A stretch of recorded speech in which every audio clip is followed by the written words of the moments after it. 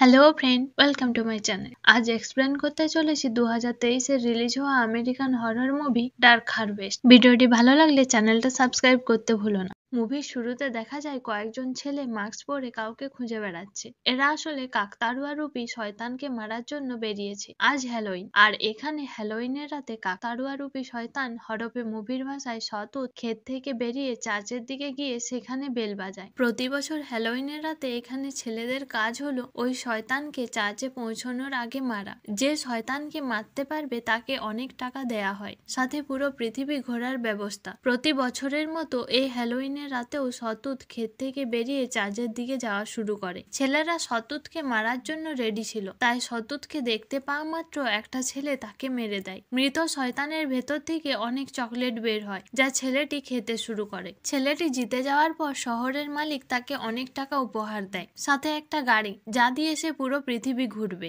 বিজেতার পরিবারকেও অনেক কিছু দেয়া হতো। ছেলেটি জেতার পর পৃথিবী ঘোরার জন্য রেডি হচ্ছিল। এই সময় তার ভাই রিচি তার সাথে যাওয়ার জেদ ধরে, কিন্তু সে রিচিকে সাথে নিয়ে যায় না। এরপর কেটে যায় একটি বছর। হ্যালোইনের আর মাত্র 5 দিন বাকি। এই সময় কেলি নামে একটা মেয়ে এই শহরে নতুন এসেছিল। রিচি স্কুলে এক পুলিশ অফিসার যেয়ে শতুতের ব্যাপারে তাদের বলে। তিনি বলেন শতুত অনেক শক্তিশালী শয়তান, তাকে মারতে গেলে অনেক ছেলে মারাও যায়, কিন্তু যেমন করেই হোক আমাদের শতুতকে মারতে হবে। একবার আমরা তাকে মারতে পারিনি বলে আমাদের শহরে মারাত্মক ক্ষতি হয়েছিল। সেই ক্ষতি ঠিক করতে অনেক সময় লেগেছে, তাই যে করেই হোক ওই শয়তানকে মারতেই হবে। শতুতকে মারার জন্য আমাদের শহরের সব ছেলেকে হ্যালোইনের 3 দিন আগে বন্দি করে দেয়া হয়। এই 3 দিন এদের কিছু খেতে দেয়া হয় না। খিদায় তৃষ্ণায় তারা রাক্ষস হয়ে ওঠে। এই অবস্থায় এদের হ্যালোইনের রাত্রে ছাড়া হয় শতুতকে মারার জন্য। কিন্তু এর একটি নিয়ম হলো প্রতি পরিবার থেকে একটি মাত্র ছেলে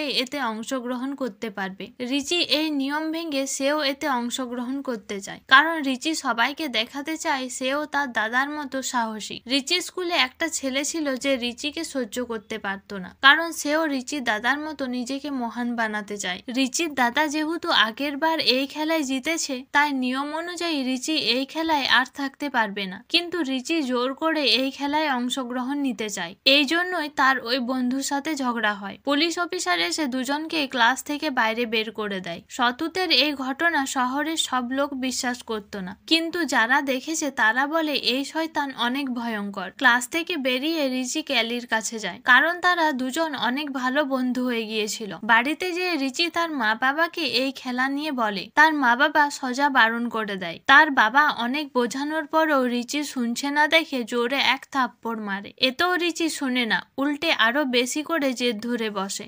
এখানে প্রশ্ন হলো, খেলায় জেতার পর বিজেতা সহ তার পরিবারকে অনেক টাকা ও অনেক কিছু উপহার দেয়া হয়, কিন্তু এত কিছুর পরও রিচির মা বাবা রাজি হচ্ছিল না কেন? যার উত্তর আমরা কিছুক্ষণের মধ্যেই পেয়ে যাব। অন্যদিকে রিচির দাদার কোনো খবর নেই। সে শুধু মাঝে মাঝে রিচিকে একটা চিঠি লিখত। এদিকে দেখা যায় এক চাষি কাকতাড়ুয়া বানিয়ে খেতে রাখছে। এই কাকতাড়ুয়ায় হ্যালোইনের রাত্রে শতুত হয়ে শহরে হামলা করত। একদিন রিচি স্কুলে যাওয়ার পথে ওই ছেলেটি তার উপর হামলা করে। সে রিচিকে অনেক মারে। মেরে যাওয়ার সময় সে রিচির প্যান্ট থেকে বেল্ট খুলে নিয়ে যায়। এই বেল্ট রিচিকে তার দাদা দিয়েছিল। এরপর রিচির কাছে আবার তার দাদার চিঠি আসে। চিঠিতে লেখা ছিল, আমি যতদিন না পর্যন্ত ফিরছি তোকেই মা বাবার খেয়াল রাখতে হবে। কিন্তু এত কিছুর পর রিচি বিরক্ত হয়ে যায়, একটা গাড়ি চুরি করে শহর থেকে পালানোর জন্য। রাস্তায় তাকে পুলিশে ধরে নেয়। রিচি পালানোর জন্য ছুটে, কিন্তু পুলিশ তাকে ধরে অনেক মারে। এর ফলে রিচি অজ্ঞান হয়ে যায়। এরপর দেখানো হয় হ্যালোইনের রাত, যেখানে বন্দি থাকা ক্ষুধার্ত ছেলেদের ছেড়ে দেয়া হয় শতুতকে মারার জন্য। ছেলেরা চারিদিক খুঁজে বেড়ায় শতুতকে। এই সময় ওই চাষি কাকতাড়ুয়ার মধ্যে অনেক চকলেট ভরে দেয়। এরপরে কাকতাড়ুয়া জীবিত হয়ে শতুতে পরিণত হয়। অন্যদিকে পুলিশের হাতে মার খাওয়ার পর রাত্রে রিচির জ্ঞান ফিরে। জ্ঞান ফিরতে সে শতুতকে মারার জন্য বেরোতে চায়। তার মা বাবা তাকে অনেক বোঝানোর চেষ্টা করে। রিচির মা তো তাকে হাত জোড় করে অনুরোধ করে, কিন্তু রিচি কোনো কথা না শুনে তার বন্ধুদের সাথে বেরিয়ে পড়ে শতুতকে মারার জন্য। কিছু দূর যেতেই রাস্তায় তাদের গাড়ির সাথে শতুতের ধাক্কা হয়। শতুত রিচির এক বন্ধুকে 2 টুকরো করে মেরে দেয়। কিছুক্ষণ পর আরেক বন্ধুর অর্ধেক মাথা কেটে নেয়। রিচি ভয় পেয়ে সেখান থেকে পালিয়ে যায়। রাস্তায় তার কেলি ও আরেক বন্ধুর সাথে দেখা হয়, কিন্তু নিয়ম অনুযায়ী কোনো মেয়ে শতুতকে মারতে পারে না। রিচি শতুতকে মারার জন্য হাতিয়ার খুঁজছিল। অন্যদিকে তার বন্ধু ভয় পেয়ে বাড়ি চলে যায়, কিন্তু তার বাড়ির লোক তাকে ঢুকতে দেয় না। তারা বলে সে যেন শতুতকে মেরেই বাড়ি আসে, এর ফলে সে অনেক পুরস্কার পাবে যা তাদের জীবন বদলে দেবে। বাড়ি ঢুকতে না পেয়ে ছেলেটি সেখান থেকে চলে যায়। কিছু দূর গিয়ে দেখে শতুত তার পিছনে। ভয় পেয়ে সে ছুটে পালায়। ছুটতে ছুটতে সে একটা জায়গায় পৌঁছায় যেখানে আগের থেকে অনেক ছেলে ভয়ে লুকিয়েছিল। রিচির বন্ধু বলে, দরজা খুলো, আমাকে ঢুকতে দাও, না হলে শতুত আমাকে মেরে দেবে। অনেকক্ষণ ভাবার পর ছেলেগুলো তাকে ভিতরে নিতে রাজি হয়। তারা যখন দরজা খুলে দেখে শতুত ছেলেটাকে ছিঁড়ে দুটুকরো করে দিয়েছে। এরপর শতুত ভিতরে ঢুকে সব ছেলেকে মেরে দেয়। এর ফলে বাইরে রক্তের ফোয়ারা দেখা যায়। এসব জানালা দিয়ে এক ছোট্ট বাচ্চা দেখছিল। সে ভয় পেয়ে চিৎকার করতে শুরু করে। রিচি ও ক্যালি চুপি চুপি পুলিশ অফিসারের বাড়িতে গিয়ে তার বন্দুক ও গাড়ি নিয়ে পালিয়ে যায়। শহরে পুরো তাণ্ডব শুরু হয়। একদিকে এতদিন না খেয়ে থাকা ছেলেরা যাকে সামনে পায় তাকেই মেরে দেয়, আর অন্যদিকে শতুত, সেও সবাইকে মেরে বেড়াচ্ছিল। এই সময় রিচির স্কুলে সেই বন্ধুটা আবার তার কাছে আসে। রিচি ও ছেলেটির ঝগড়া শুরু হয়। এখানে ক্যালি এসে ছেলেটিকে মেরে অজ্ঞান করে রিচিকে নিয়ে সেখান থেকে পালিয়ে যায়। গাড়িতে তারা রেডিওর মাধ্যমে জানতে পারে শতুত কোথায় আছে। তারা শতুতের কাছে পৌঁছায়। রিচি তাকে গুলি মারতেই যাবে, সেই সময় তার চোখ পড়ে শতুতের পরে থাকা বেল্টের উপর। এটা দেখে রিচি আর তাকে মারতে পারে না। শতুত রিচির ওপর হামলা করলে ক্যালি তাকে মেরে অজ্ঞান করে দেয়। এরপর তারা রিচির বাড়িতে আসে। রিচির মা সেই সময় ঘুমের ওষুধ খাচ্ছিল।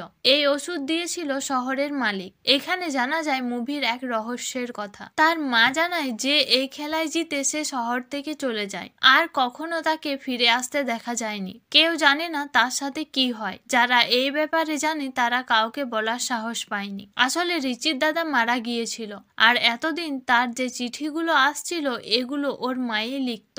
রিচির মা বলে, তুই কাউকে ছাড়িস না, এই বলে তিনি চাকু দিয়ে নিজেকে মেরে ফেলেন। অন্যদিকে শতুত রিচিদের পুরাতন বাড়িতে আগুন লাগিয়ে দেয়। আর এ শতুত অন্য কেউ না, এটা হলো রিচির দাদার আত্মা, যে আগের বছর জিতেছিল।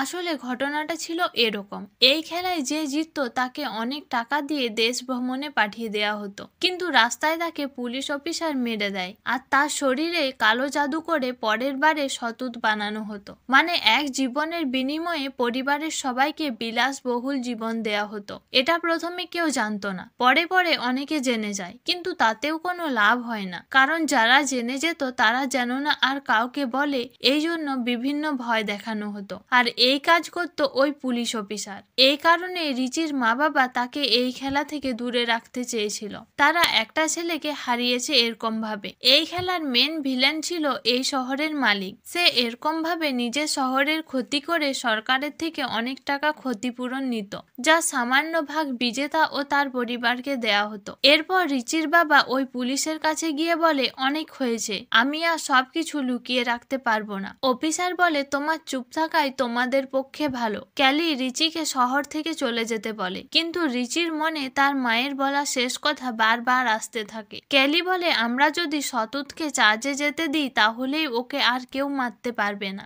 আর এবছর কেউ পুলিশের হাতেও বলি হবে না। রিচি ও ক্যালি চার্জে পৌঁছায়। সেখানে তার বাবা আগের থেকেই চুপচাপ বসেছিল।